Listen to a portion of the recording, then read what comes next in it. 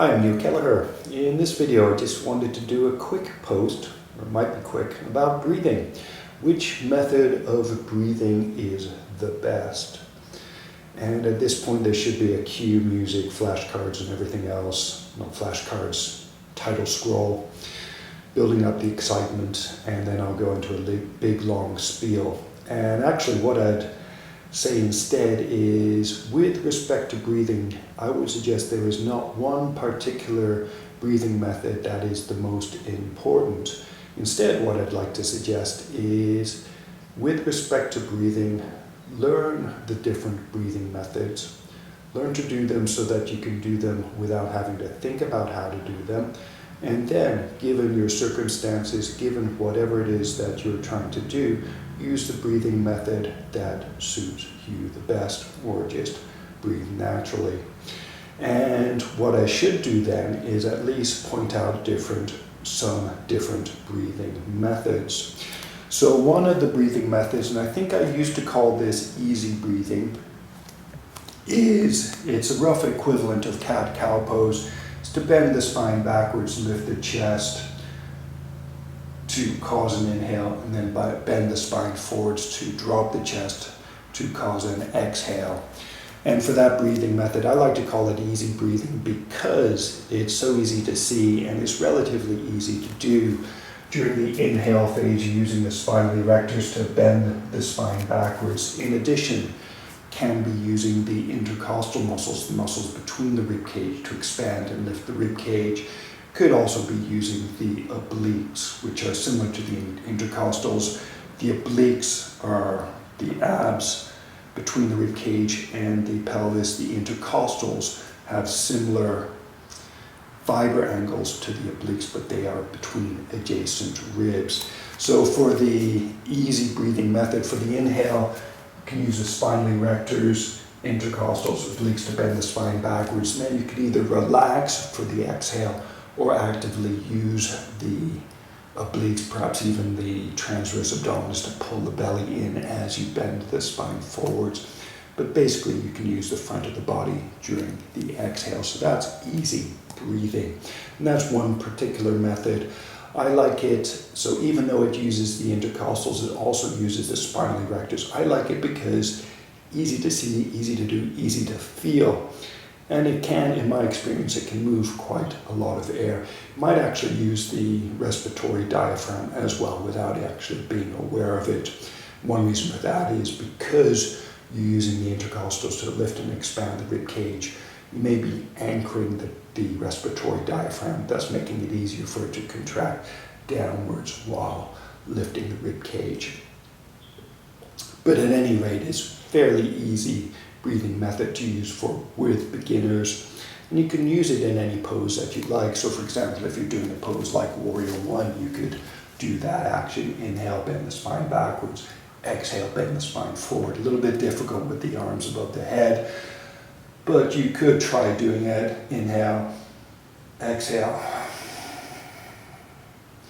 something like that. Or you could leave the arms out and do that method. So leave the arms out of the Warrior One and use that method. Likewise in Warrior Two, pyramid pose, you could experiment with using it in a variety of different poses. Could even go as far as maybe just isolating the rib cage, just moving the rib cage without moving the pelvis, or do it using the pelvis, which looks a little bit rude. So you could do a variation where the focus is just on the lumbar spine and the belly. So inhale, exhale, inhale, exhale, or just the rib cage and the neck. Inhale, exhale, inhale, exhale, something like that. Now, one advantage of that breathing method is not only is it a method for breathing, but you could use it as a way to learn to feel the spinal erectors. You can also use it so rather than just doing the breath, doing it slowly and smoothly, you can use it to focus awareness on the chest, to learn to feel the ribs, learn to feel the ribs lifting, learn to feel the rib cage descending. So it can be a way not just of breathing, but of building body awareness. And this is basically the method I use for teaching any muscle control action. Repeat a movement, turn muscles on and off, and focus on feeling them to improve control. And the nice thing is, because it's a rhythmic method, so for example, you could slowly and smoothly flex the biceps, or engage the biceps, slowly and smoothly relax, engage, relax, engage, relax, or slowly and smoothly engage the pecs and then relax. So basically, what it means is you could turn any muscle control action into a breath-like exercise by making it slow and smooth. And you can practice it in the context of yoga poses or in the context of flexibility of stretches. But if I've taught people easy breathing, this using the spine to bend the rib cage back and forth, what we could then do is also learn costal breathing. And I define costal breathing as just moving the ribs. So what you could then learn to do is expand the rib cage without moving the spine, and then contract it. And it's a lot more difficult. Expand the rib cage and contract. Excuse me. So just plain costal breathing, and this particular method of costal breathing, so I should point out here another way that you could do costal breathing, and I define it more as neck breathing, is to pull the ribs up. So it causes an inhale. Causes an inhale. So basically what a lot of people do this type of breath automatically in order to make the waist look thin. Or they don't know that the rib cage is a flexible structure. They view it as a solid structure. So the tendency can be used to the neck muscles to lift the rib cage and then drop it, lift the rib cage, drop it, lift the rib cage, drop it. And the lift tends to cause an inhale, but it's not a very deep inhale. And it could be a leading cause of neck tension. Why? Because you're using these muscles to lift the rib cage without actually using the intercostal muscles. So that can be another breathing method, and nothing wrong with learning it so that you can be aware of when you're using it. So for example, I have a lady who can't pull the belly in using the transverse abdominis. Her tendency is to do this instead. So I showed her when she was doing this so she could learn to feel it.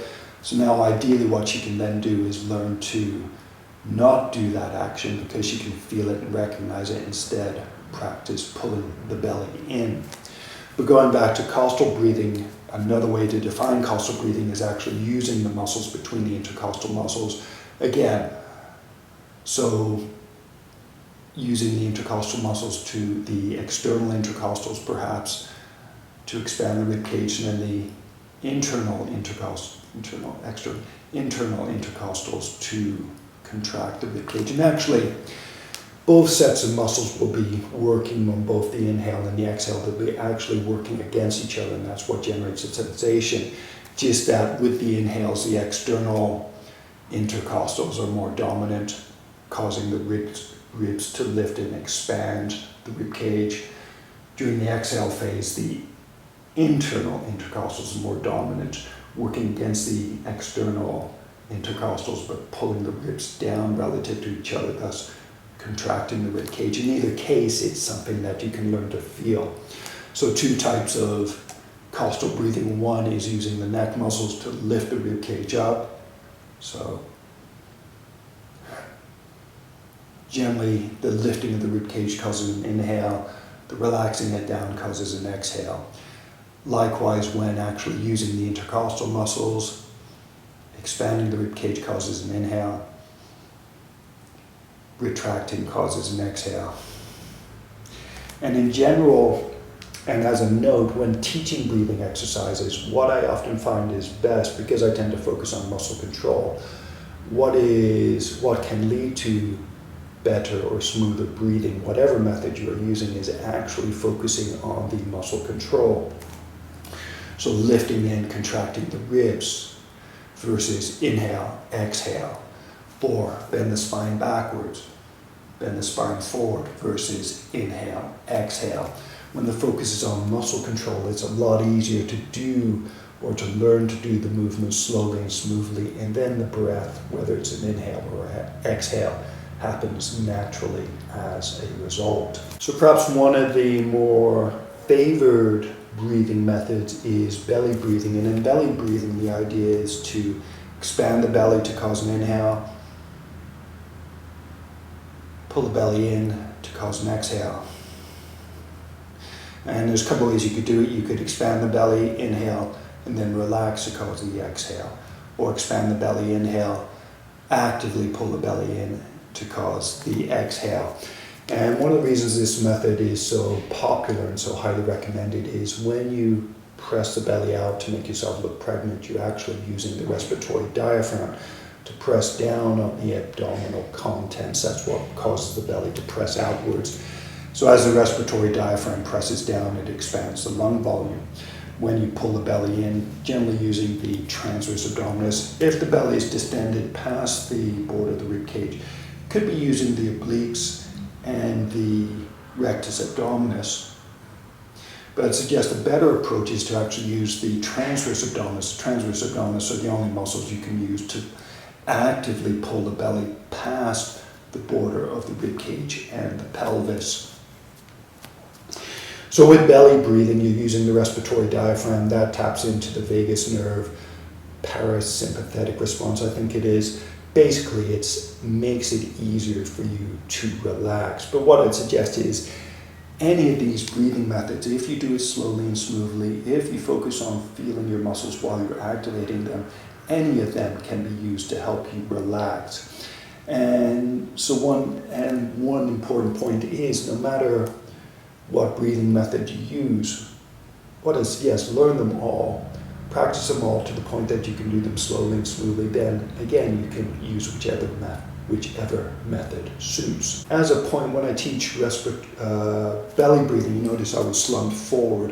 One of the things with belly breathing, it can be a little bit hard if you practice it with the chest lifted, because with the chest lifted, the belly is going to have some tension, so it can make it harder to push the belly forward, because you're basically working against the abs. So one suggestion for belly breathing to make it easier to learn, slump. Then is, because the belly is a bit more relaxed here, it's easier to push the belly forward for an inhale and then pull it back for an exhale. And then as you get that, what I'd suggest then is you can lift the rib cage a slight amount, practice, lift the rib cage more, practice. Another alternative, so you can then practice with the rib cage lifted, expand the belly, contract. Another alternative is to let the rib cage sink as you expand the belly. And then as you pull the belly in, you can lift the rib cage. That's an option. You can play around with it. Now, currently what I teach a lot, simply because the transverse abdominis is such an important muscle, I tend to focus a lot right now on teaching people the exhale of belly breathing. So pull the belly in and then relax. So pulling the belly in causes an exhale, relaxing causes an inhale. Often what I see people doing, what I will see people doing is what I showed you before, that lifting the rib cage. So when I see that, I can suggest to them, okay, keep your rib cage still, or show them this exercise so they recognize when they're lifting their rib cage, so that then they can work towards a slow and smooth retraction. Another alternative, and this is something else that I sometimes use, is I'll teach people to pull the belly in at the same time. Pull the chest down a slight amount so it looks more like this. Pull the belly in, drop the sternum, and then relax. And that tends to avoid the tendency for this type of action for pulling the belly in. And while I will point out that what should happen is an exhale when the belly is pulled in when I'm teaching this method, I might ask students, okay, what's happening, inhale or exhale? And there'll be various responses. I'll say, okay, it's supposed to be an exhale. And so I'll point that out, but generally when I'm teaching it, I will focus not on inhale, exhale, not all the time anyway, unless, particularly when working with beginners or people who are just getting this technique, I'll generally have them focus on the actual pull the belly in, relax.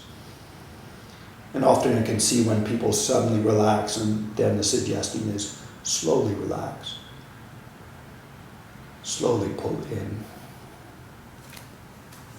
One other breathing method that I should mention, and this is more of a combination method, and that's one of the important ideas about learning all of these different methods, about learning muscle control in general. The better you get at learning isolated parts of the body, the easier it is then to recombine those parts in different ways to create different methods. So, for example, talked about retracting the retracting the belly to cause an exhale. One breathing method that I like to use in combination with that is to first pull the belly in so that an exhale is caused, so transverse abdominis activates.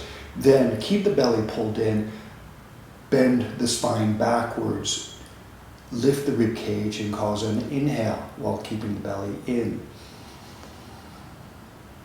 And then relax everything to cause an exhale. Then from there, the idea is to pull the belly in again, continue the exhale, lift the chest, inhale, relax, exhale. So I call that, my general term for that is 3-part breathing.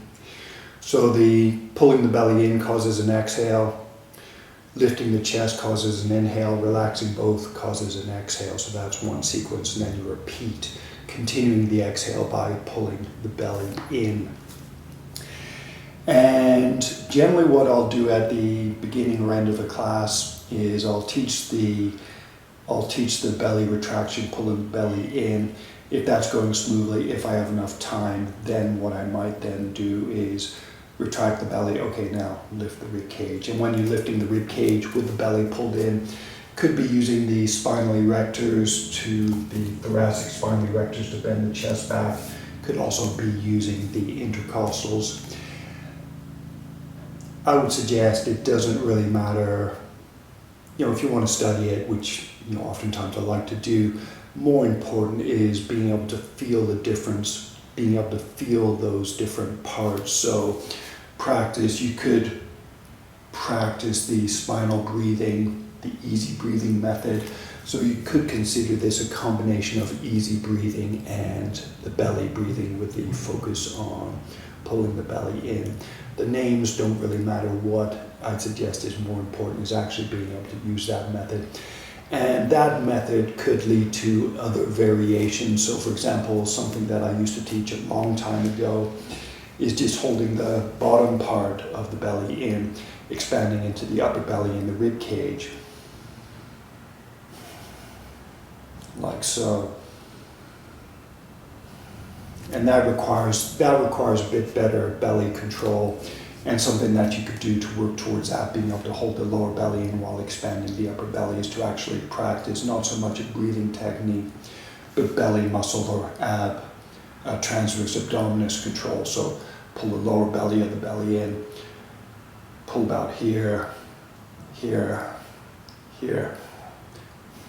And then if you're really good, do that sequence in reverse. And I don't know if I can do that, it's been a while. So relax here, here, here, here, and then here. So that's something else. That isn't actually a breathing exercise. That's more of a transverse abdominis control exercise.